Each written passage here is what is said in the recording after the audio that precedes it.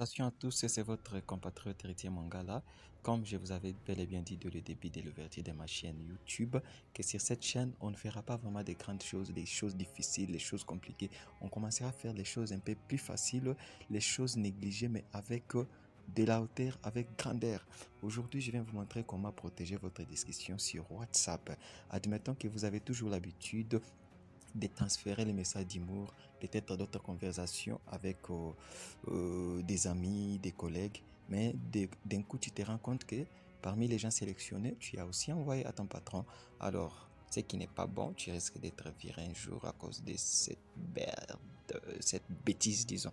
Alors, comment? Je vais vous montrer comment protéger ça. Soit vous pouvez peut-être prendre le téléphone, laisser ça à votre chérie, peut-être votre femme, hein, elle peut avoir accès sur quoi d'autres discussions, ça ne pose pas problème, mais il y a des discussions que tu peux protéger qui risquent de te coûter la peau un jour.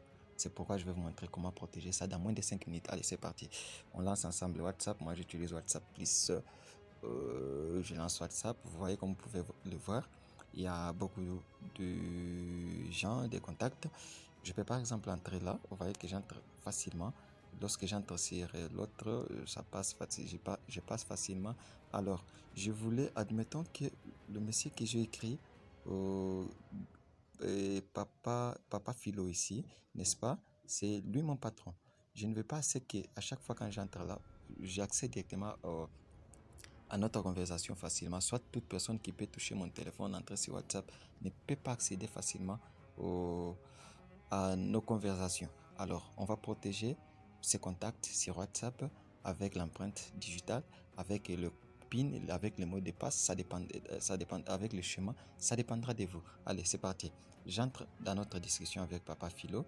Qu'est-ce que je vais faire? Je pars au coin à droite, en haut là, il y a les trois points, si vous voyez bien, je clique là, un instant, je clique là, et puis j'affiche les contacts, cliquez sur afficher contact.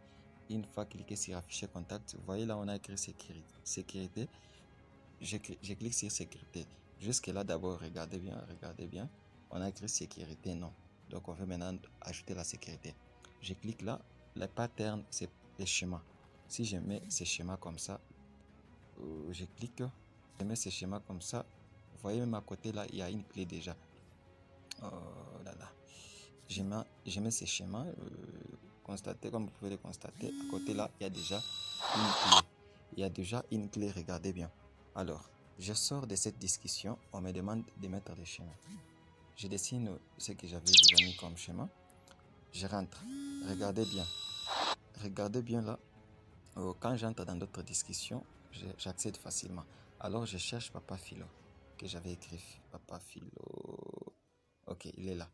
On clique ensemble. Regardez quand j'ai cliqué sur cette discussion, on refuse, on me demande des schémas. Si quelqu'un d'autre avait touché, il met n'importe quel schéma, ça ne passe pas. Ça ne passe pas. Alors quand moi-même je viens, je mets des schémas, j'accède à cette discussion. Aussi longtemps que d'autres conversations ne sont pas protégées.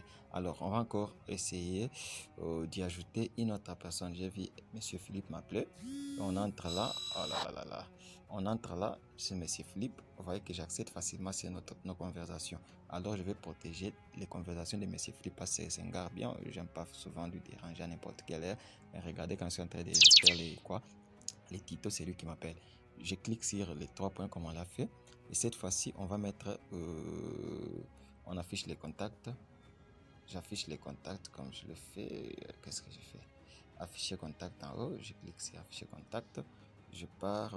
Là, on a écrit sécurité. Je suis là. Je clique sur sécurité. Cette fois-ci, on va mettre l'empreinte digitale. Admettons que votre téléphone a les capteurs d'empreinte digitale. Vous pouvez mettre l'empreinte digitale. Parce que les schémas, quelqu'un peut aussi voir ces schémas et commencer à l'utiliser. Mais avec l'empreinte digitale, au moins qu'il vous coupe les doigts, n'est-ce pas? Allez, on y va. L'empreinte digitale, c'est ce qui est écrit en bas là-bas. Je ne connais pas l'anglais, j'ai essayé de lire ça et vous serez tous épatés avec ce que je vais prononcer. On clique là. Vous voyez sécurité, je clique sur sécurité. Je choisis l'empreinte. Quand je mets l'empreinte, on vous écrit encore non. Vous patientez, vous cliquez encore sécurité, vous mettez l'empreinte. L'empreinte vient d'être acceptée et il y a une clé à la fin là. Maintenant, constatez encore. Je mets l'empreinte, ça déverrouille la discussion. Constatez maintenant, je ne vais pas entrer dans les discussions de tout le monde. Je ne vais pas accéder dans les discussions de tout le monde. Mais moi, je sais très bien qu'il y a d'autres discussions que j'ai protégées Pour Monsieur Philo, je clique. Ça, c'était les schémas. Quand je mets, j'accède. Pour Monsieur Philippe, je viens là. Ici, c'était l'empreinte digitale. J'y accède. Donc, c'est bien, c'est la fin de ce tuto. Si vous l'avez aimé, n'hésitez pas vraiment à liker ça en masse, à commenter s'il y a des erreurs, de bêtises peut-être que j'ai peut-être à commettre. Je suis aussi un humain, n'oubliez pas ça. Je vais aussi m'adapter. Je vais aussi apprendre de vos commentaires. Et surtout, n'oubliez pas à la fin là, de vous abonner. Allez, c'est parti!